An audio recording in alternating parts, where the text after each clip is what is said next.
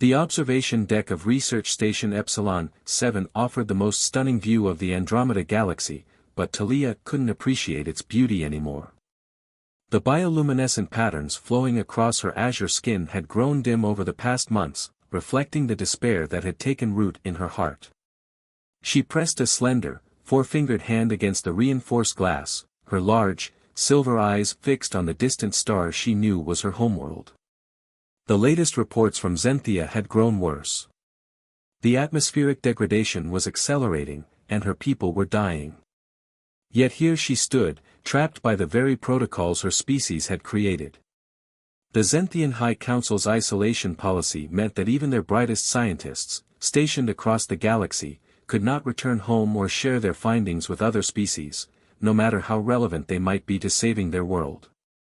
Talia's research into atmospheric regeneration could help, she was certain of it. But the Council remained adamant, no outside interference would be tolerated. Better to perish with pride than survive through the charity of younger races, they claimed. The absurdity of it all had finally broken her spirit. She withdrew a small crystal from her pocket, a ceremonial artifact from her world. Among her people, it was traditionally used to mark the end of a significant journey. Tonight, it would serve that purpose one final time. I didn't expect anyone else to be here at this hour. The voice startled her. Talia quickly concealed the crystal and turned to find a human male standing in the doorway. She recognized him from the diplomatic corps, Nathan Walker, if she remembered correctly. He had arrived on the station several months ago, though she had never spoken with him directly. The observation deck is not restricted to any particular schedule, she replied stiffly, trying to maintain the formal distance her people mandated in their interactions with other species. Nathan stepped further into the room, and Talia noticed he carried 2 steaming cups. True enough. I often come here during the night cycle. Something about the view helps put things in perspective. He gestured with one of the cups.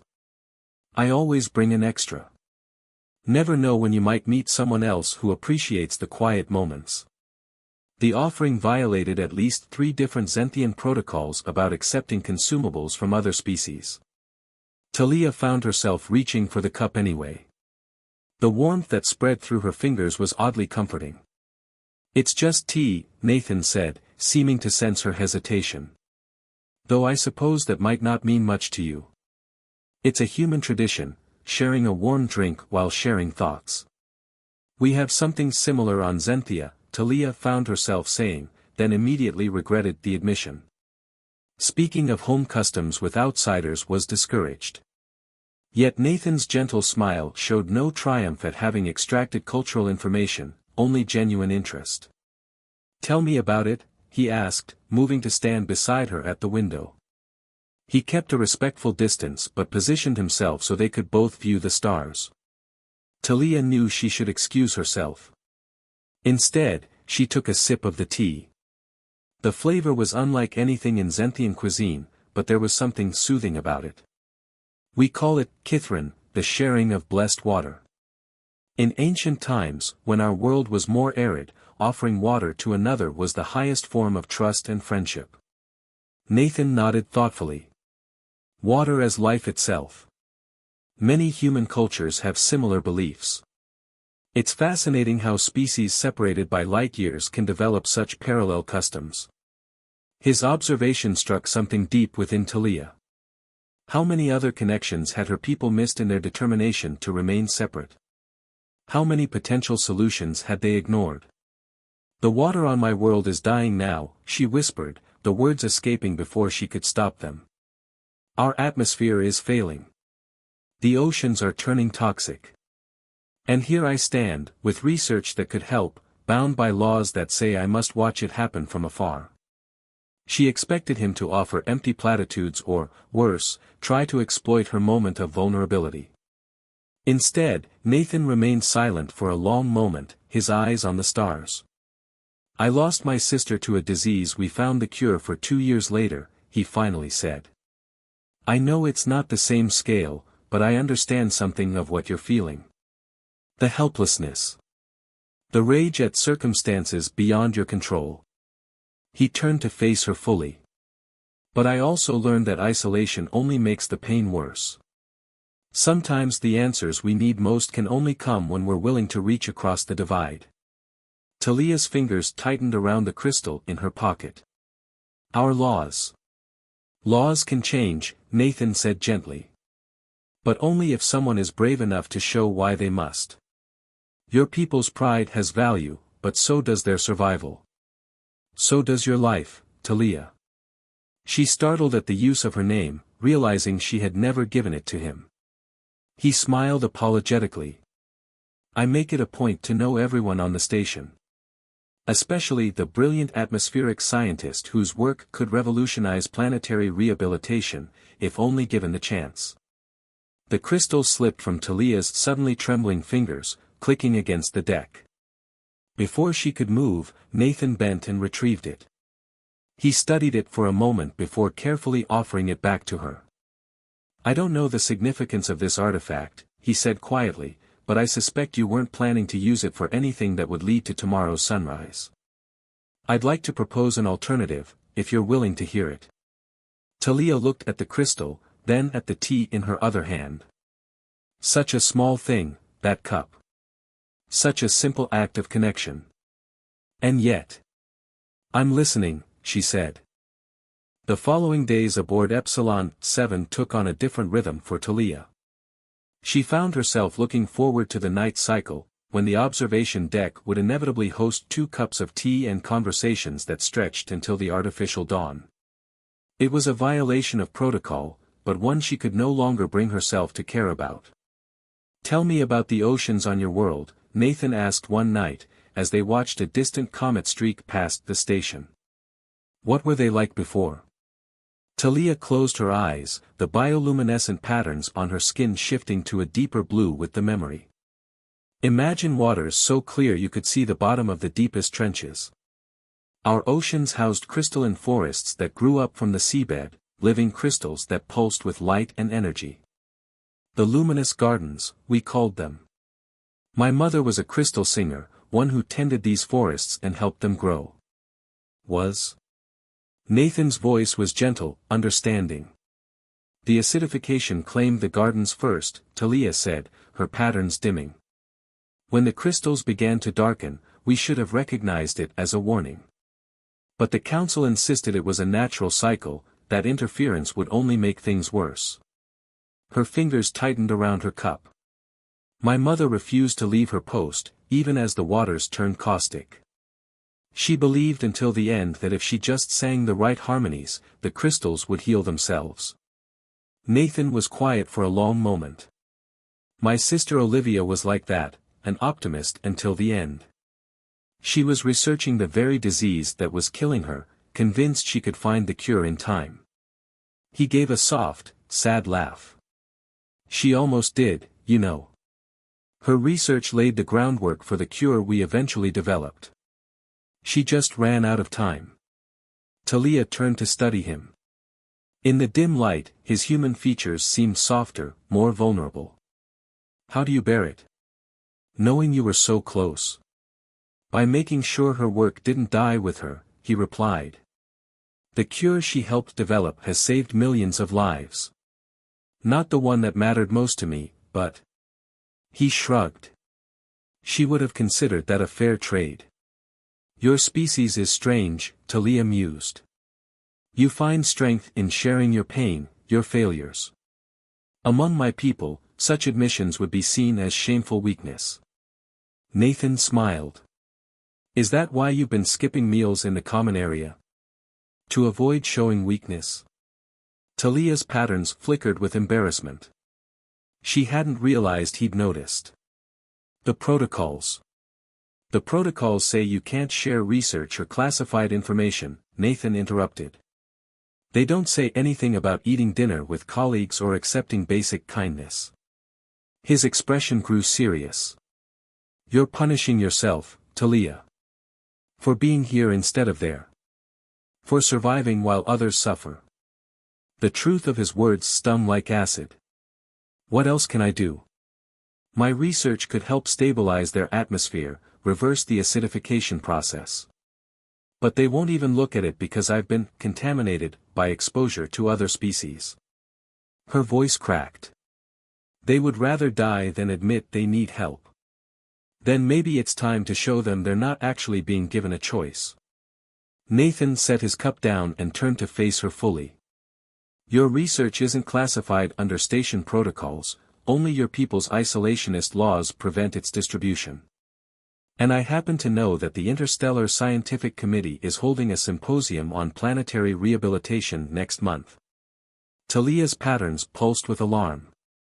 You cannot be suggesting. I'm suggesting that your work deserves to be heard. That your people deserve the chance to live, whether their pride can handle it or not. His eyes held hers steadily. I can help you prepare a presentation. Under station guidelines, as a diplomatic officer, I can sponsor your attendance.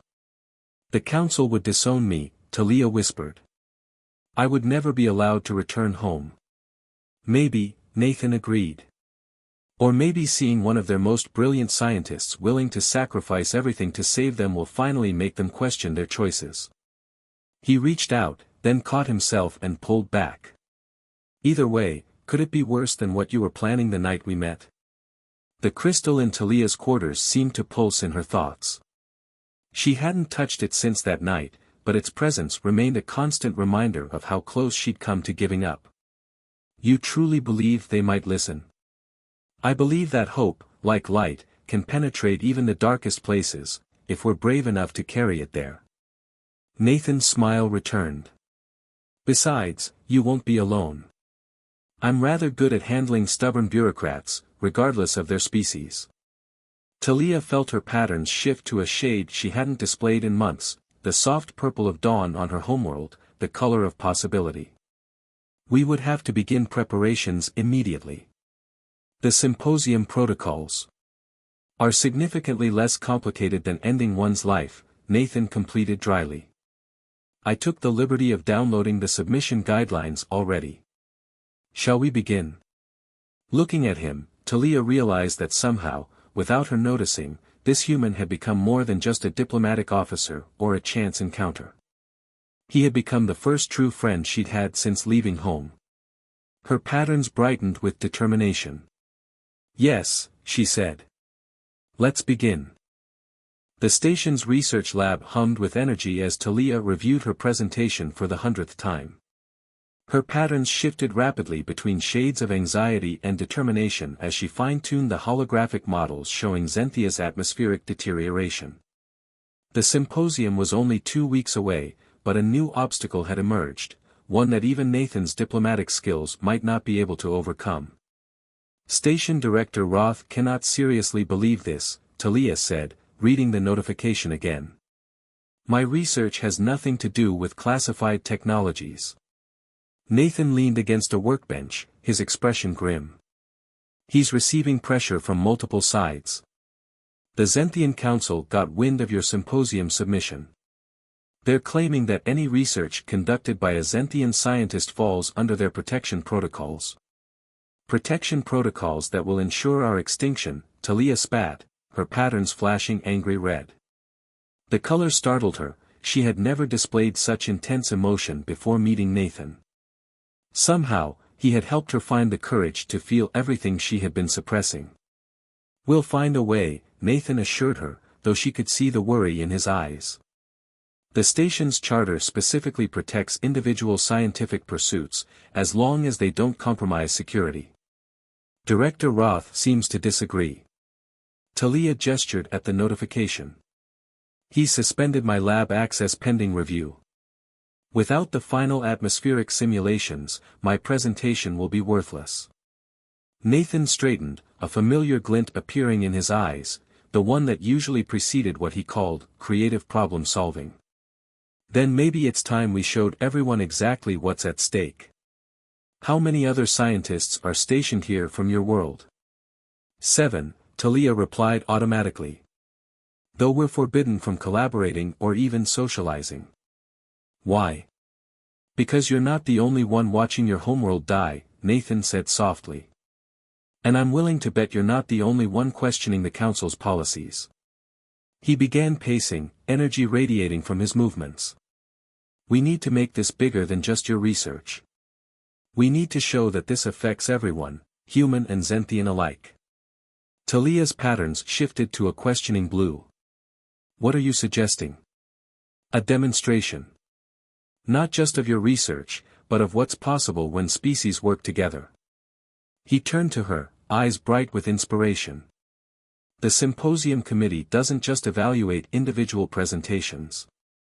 They also consider collaborative projects that demonstrate interspecies scientific cooperation. Understanding dawned. You want me to reach out to the other Zenthian scientists. To break our most fundamental law. I want you to save your people, Nathan corrected. And I want to help prove that accepting help doesn't mean losing your identity. He stepped closer, his voice dropping. Your people's pride in their independence is admirable, but pride won't matter if there's no one left to carry it. Talia felt her patterns ripple with conflict. Even if the others agreed, we would need human scientists willing to risk their careers by defying the station director. Nathan's smile was confident. Leave that to me. I've made some friends here too, you know. Dr. Patel in xenobiology has been wanting to study Zenthian bioluminescence patterns for years. Dr. Wei's work on atmospheric chemistry would complement yours perfectly. And Dr. Rodriguez.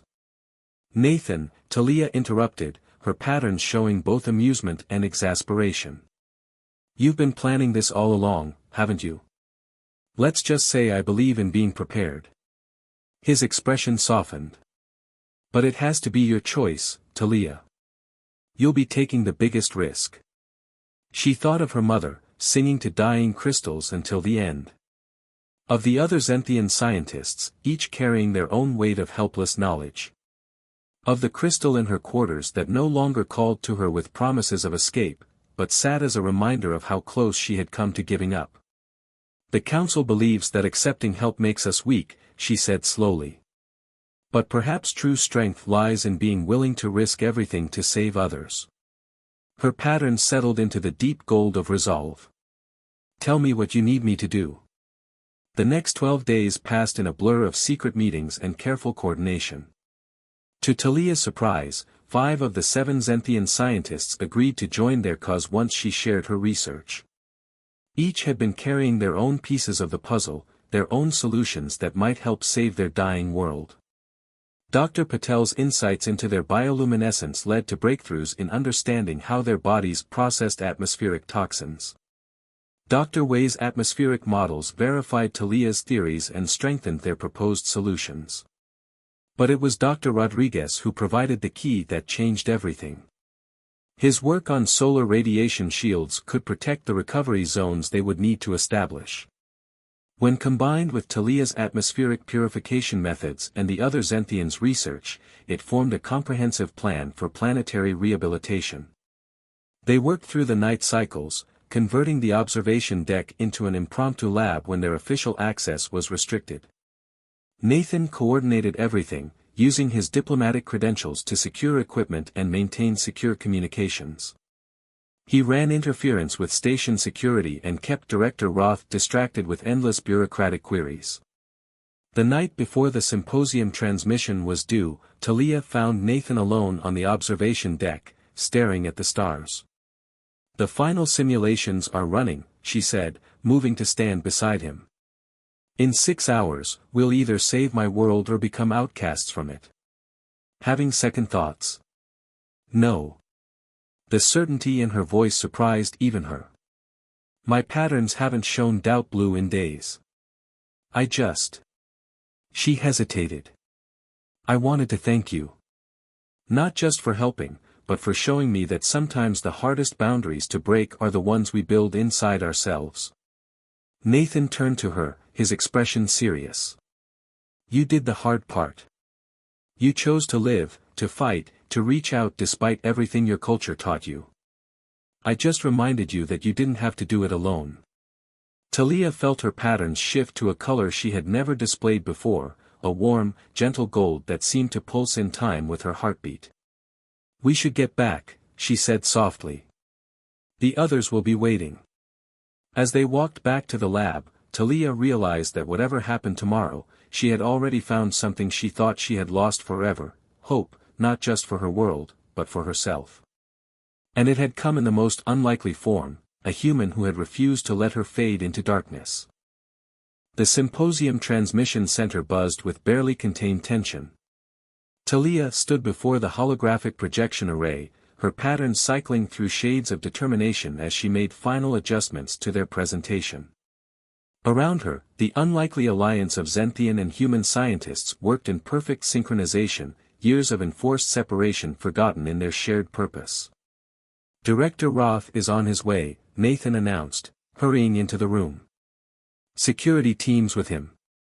We have maybe 10 minutes before." "That's all we need," Dr. Patel interrupted, her fingers flying over the control panel. "Transmission queue is already locked in. They can shut us down, but they can't stop what's already been sent." Talia felt a surge of gratitude for these humans who had risked their careers to help save a world they had never seen. Dr. Wei was running final checks on their atmospheric models, while Dr. Rodriguez made adjustments to his solar shield simulations.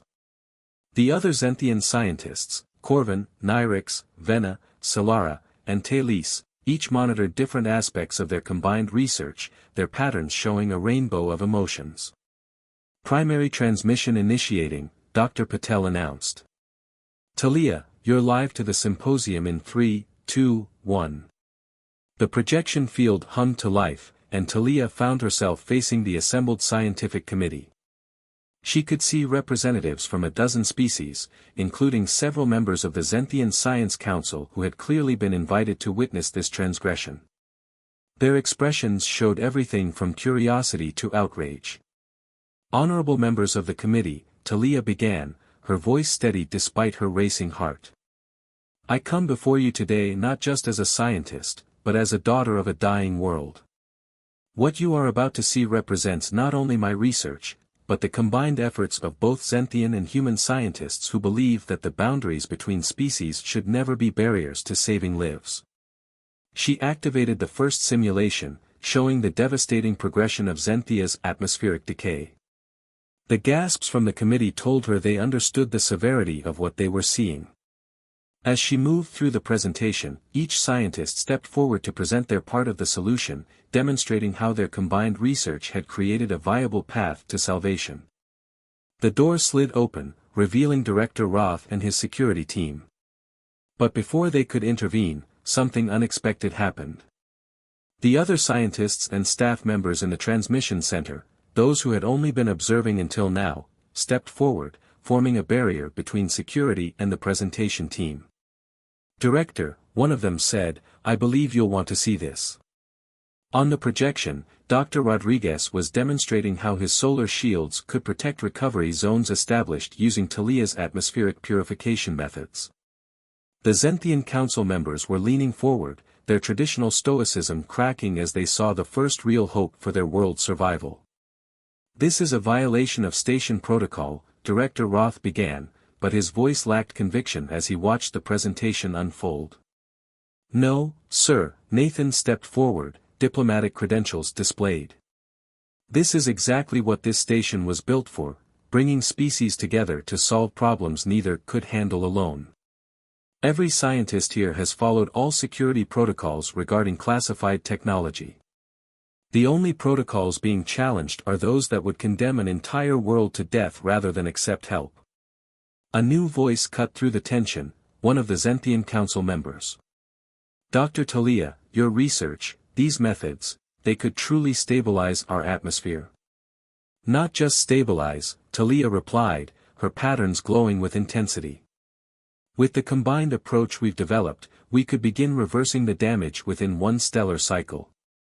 The crystal forests could be saved. Our oceans could live again." She paused, then added softly, "But only if we're willing to accept that strength sometimes means knowing when to reach out our hands to others." The transmission center had fallen completely silent. Even Director Roth's security team seemed unwilling to interrupt as the implications of what they were witnessing sank in. This wasn't just about saving one world, it was about breaking down barriers that had kept species isolated in their own suffering. In the projection, Talia could see the conflict playing out across the council members' faces. Centuries of tradition warred with the undeniable evidence before them. Finally, the eldest among them spoke. Perhaps it is time for us to reevaluate what it means to be Zenthian in an interconnected galaxy. He turned to his fellow council members. We have long prided ourselves on our independence. But what is pride worth if it costs us everything our ancestors built? Everything we could become? The ripple of reaction through the assembled scientists, both in the transmission center and at the symposium, was palpable. Talia felt her patterns shift to that warm gold again as she watched barriers crumbling, not just between species, but between hearts and minds. Nathan stepped up beside her, his presence steady and reassuring. "Keep going," he whispered. "Show them everything." And she did. With each passing moment, as she and her colleagues laid out their vision for cooperation and healing, Talia could see the change spreading through her audience like ripples in still water. What had started as one act of desperation had grown into something far more powerful, proof that the greatest achievements come not from standing alone, but from standing together. Director Roth finally lowered his data pad, a look of resignation mixed with something like pride crossing his face. "Well," he said quietly, "it seems Epsilon 7 is about to become known for something far more significant than maintaining isolation protocols." The future was still uncertain, but as Talia looked around at the humans and Zenthians working side by side, she knew that whatever came next, none of them would face it alone. 1 year later, the observation deck of Epsilon 7 looked markedly different. What had once been a quiet place for solitary reflection now housed a dedicated monitoring station, tracking the progress of Zenthia's restoration efforts. Holographic displays showed real-time data from the atmospheric purification arrays, while another screen displayed the steadily improving readings from the ocean rehabilitation zones. Talia stood before the largest display, her patterns radiating the soft purple of dawn as she studied the latest readings from the crystal forests. The first new growth had been detected 3 days ago, tiny, luminescent sprouts reaching up from the seabed, just as they had in her mother's stories. "They're calling it the Great Restoration," Nathan said, entering the deck with 2 cups of tea, a ritual they had maintained through all the changes of the past year. The councils officially designated it the most significant technological achievement in Zenthian history. "They left out the most important part," Talia replied, accepting her cup with a smile. "They forgot to mention it's also the most significant diplomatic achievement. 3 other worlds have already adopted our collaborative research model." Nathan settled into what had become his usual spot beside her. "I heard the Arxians are particularly interested in the atmospheric filtration system. Apparently, their mining colonies could benefit from the technology." "Dr. Rodriguez is leading that adaptation project," Talia nodded. "He's working with 2 Arxian environmental scientists and one of their mining engineers. A year ago, such cooperation would have been unthinkable." They stood in comfortable silence for a moment, watching the data streams that represented hope for not just one world, but potentially many. The station itself had been transformed, becoming a hub for interspecies research initiatives. The isolationist protocols that had once defined life aboard Epsilon 7 had been replaced by new guidelines promoting collaborative projects. "I received a message from my mother this morning," Talia said softly, her patterns shifting to reflect deeper emotions. "She's been allowed to return to her post at the Western Crystal Gardens. The water quality there has improved enough to make it safe. She says she can hear the crystals beginning to sing again." Nathan's smile was warm. "That's wonderful news. Will you be able to visit soon? The council has approved my request for a research expedition next month. They want me to personally oversee the installation of the new purification array." She paused, her patterns flickering with nervous energy. "They also approved my request for a human scientific advisor to accompany me." "Oh." Nathan's tone was carefully neutral, but she could see the hope in his eyes. Apparently, they feel that having a diplomatic officer with experience in interspecies scientific cooperation would be valuable. Her patterns shifted to that special shade of gold that seemed reserved just for him. I can't imagine who they might have in mind. I might know someone suitable, Nathan replied, his attempt at professional detachment failing as his smile widened. Someone who's particularly invested in the project's success. Talia turned to face him fully. It won't be easy. There are still those who oppose these changes, both among my people and other species. The path we've chosen, it's not the safest or the simplest. The best paths rarely are, Nathan said softly. But they're the ones that lead to the most amazing destinations. He gestured to the displays around them. Look at what we've already accomplished. Not just the technological achievements, but the barriers we've broken down, the connections we've forged. He was right. The evidence was all around them, in the teams of mixed species working together throughout the station, in the messages of hope and gratitude from her homeworld, in the way other civilizations were beginning to rethink their own isolation policies.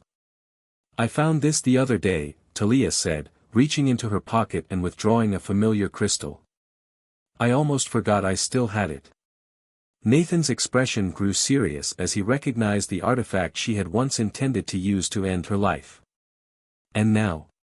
Now it represents a different kind of ending, she said, her patterns glowing brightly. The end of isolation. The end of believing that strength means standing alone. She placed the crystal on the monitoring station's console.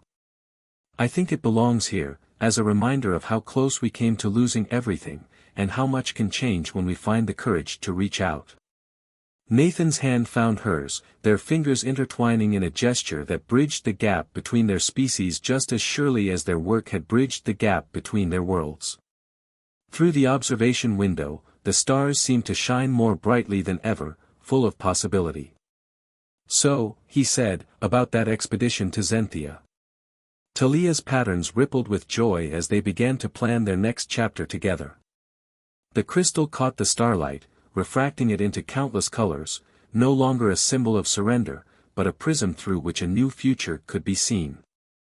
A future where the boundaries between species served not as barriers, but as bridges, connecting them all in ways her people had never imagined possible. The Great Restoration was more than just the healing of one world. It was proof that when hope seems lost, sometimes all it takes is one person willing to reach across the divide, and another willing to reach back, to change everything.